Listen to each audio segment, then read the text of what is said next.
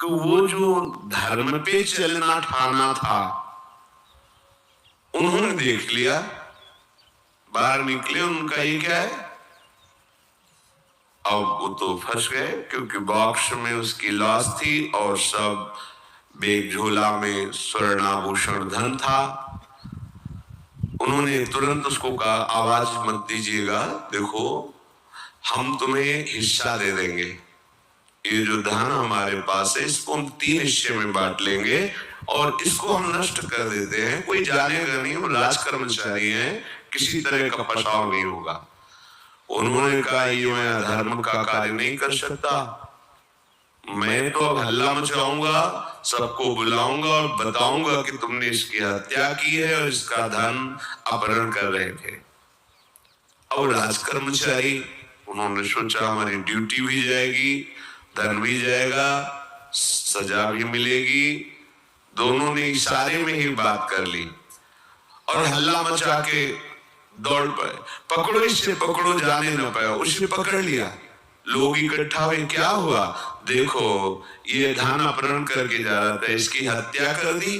तो हम लोग गश्त लगा रहे थे तो हमें शंका हुई, आए तो देखा है पकड़ा गया, जो धर्म से चल रहा था उसको पकड़ लिया। अब तो प्रमाण, राज कर्मचारी खुद गवाही देने के लिए तैयार, उसे बंद किया गया, मुकदमा हुआ।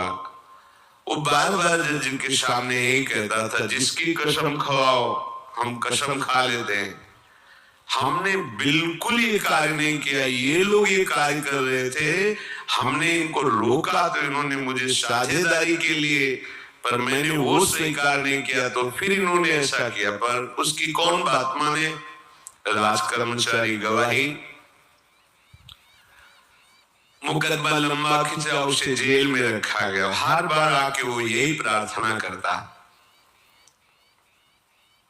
कई वर्ष तक चलता रहता मुकदमा, जेल का उसे बड़ा कष्ट भोगना पड़ता। वो विचार करता कि मैं अगर हिस्सा ले लेता तो बच जाता, लेकिन धर्म से चल रहा था तो देखो मुझे कष्ट भोगना पड़ा। मुझे लगता है भगवान के दरबार में न्याय नहीं है, धर्म रक्षा नहीं करता, ऐसा लगता है। एक दिन आया और रो करके यही बात कही जज के सामने कि मुझे लगता है भगवान नहीं है, क्योंकि मैं बार बार सत्य को साक्षी करके कहता हूं कि मैंने ये कर्म नहीं किया और मुझे दंड दिया जा रहा है, मुझे क्लेश दिया जा रहा है धर्म से चलने के कारण। अगर मैं सम्मिलित हो जाता तो मुझे तीसरा हिस्सा मिलता और बिल्कुल बात शांत होती। ये क्या धर्म है, कहां भगवान है। जज ने इस पर गौर किया, कई वर्ष वो जेल भोगता रहा, मुकदमा चलता रहा। तब जज ने गौर किया कि बार बार कहता है इसकी जांच की जाए, तो हत्याकांड होते ही रहते हैं। एक शव आया वहां, जज ने मंगवाया था, जो पोस्टमार्टम के लिए जाता, मंगवाया और कहा देखो इसका कोई नहीं है, अंतिम संस्कार के लिए अपने ही लोगों को जाना है। तो 2 कर्मचारी जो थे सरकारी, जो स्वर्ण चोरी में सम्मिलित थे, उनको और उसको कहा कि बस तुम थोड़ी देर नदी के किनारे बैठे रहना, हम और लोगों को लेकर के आते हैं। और एक आदमी को छुपा के बैठा लिया और राज कर्मचारी नदी के किनारे शव को लेकर बैठे, उसको देखा जिसको बहुत कष्ट दिया जा रहा था, सारा आरोप उसके ऊपर था, जो धर्म से चल रहा था। उसे कहा माना नहीं ना, अगर मान लेता तो तीसरा हिस्सा भी मिल जाता, बात वहीं खत्म हो जाती। देखा, फंसा दिया, तेरे को आजीवन कारावास मिलेगा, कोई नहीं बचा सकता तेरे को। मेरी बात नहीं मानी, कह रहा था हल्ला मचाऊंगा, ऐसा वैसा, अब भोग। तो जज के द्वारा जो एकांत में बैठा हुआ आदमी था, उसने पूरी बात सुनी।